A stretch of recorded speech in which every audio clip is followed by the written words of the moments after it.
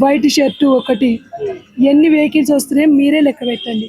పిల్లోడిని ఇంతగానో పొడిసే అంత అవకాశం ఏముంది, అంత ఖర్చు ఏముంది, పాత పగలు ఏమున్నాయి, ఇంకా ఎక్కువే ఉన్నారు నాన్న. 6 బళ్ళు, 7 బళ్ళు ఉన్నాయి, 10 మంది చిల్లర ఉన్నారు. దీంట్లో నుంచి 2 వచ్చారు, బెదిరిచ్చారు. బెదిరిస్తే వాళ్ళు పట్టించుకోలేదు, వాళ్ళనే బెదిరించారు. వాళ్ళు వెళ్ళిపోయారు.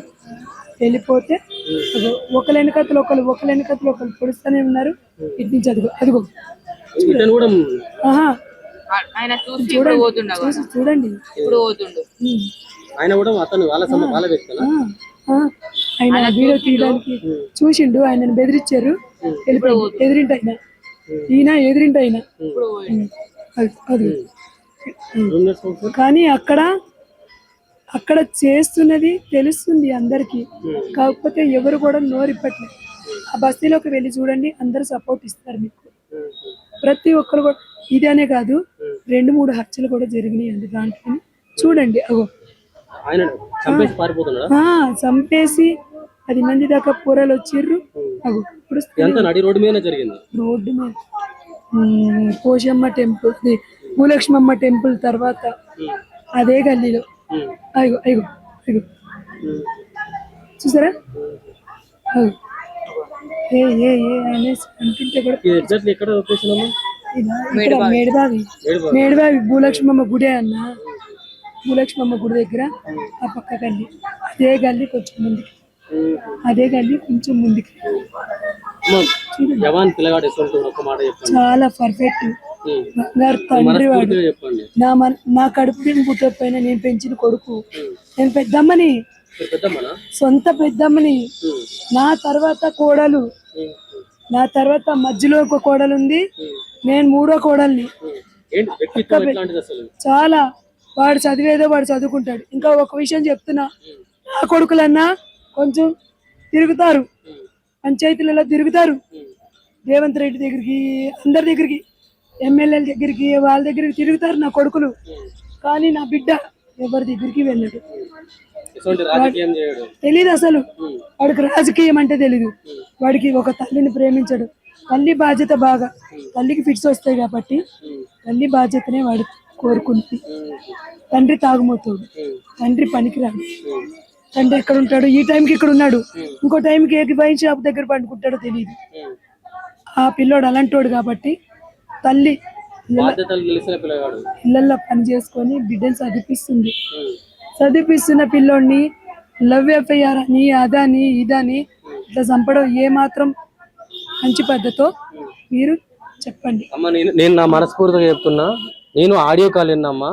అబ్బాయి ఏం చెప్పిండనంటే, నేను చదువుకునేది ఉంది, మా అక్కకు పెళ్లి చేసేది ఉంది, ఇప్పుడు పెళ్లి గిల్లి కుదరదని చెప్పేసి అన్నాడు. అల్లుడితోనే నా పానం వెళ్ళిపోయింది. అరే ఇంత మంచి ఆలోచన. నీకు నచ్చితే నీ వాళ్ళు చేస్తే చేసేసుకో, నాకు వద్దు, నాకు సంబంధం లేదు, నాకు వద్దని ఆడియో కూడా చూసారు మీరు. ఇంత ఇదిగా చెప్పిన మనిషి ఇవాళ రేపు ఎక్కడ దొరుకుతాడు మీకు?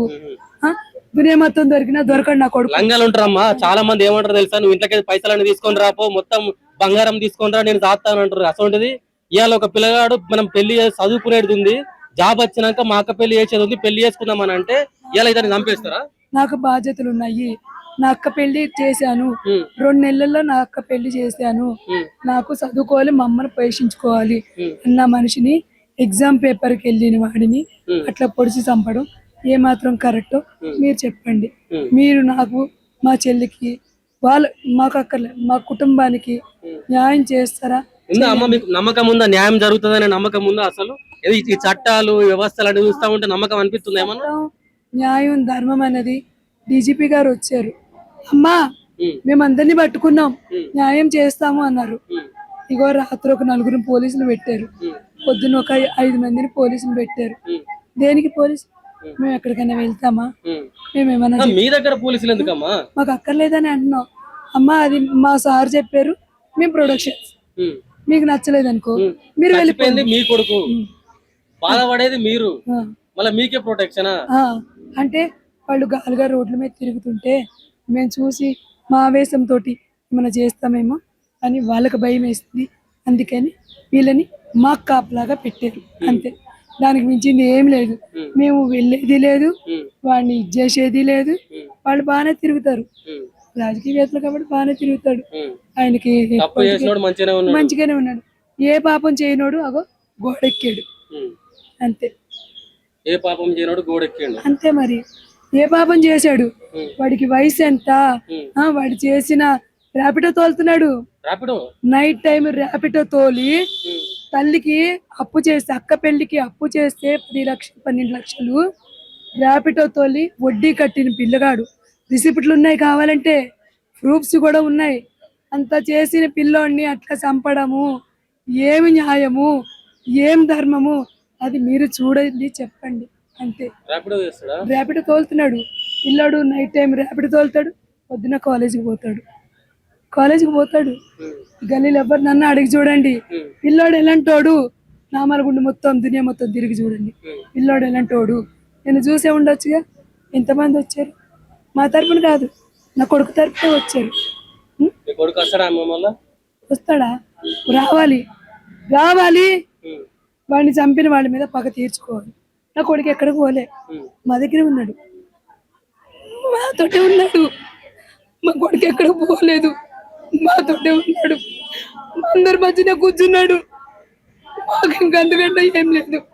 అది అంత బంగారు అంటే కొడుకుని అట్లా చేశారు వాళ్ళు. వాళ్ళకి ఏం న్యాయం వస్తుందో, మాకేం న్యాయం చేశారో, ఆ తల్లి కడుపుకోతే ఎలా తీరుతారో మీరు చేయండి అంతే.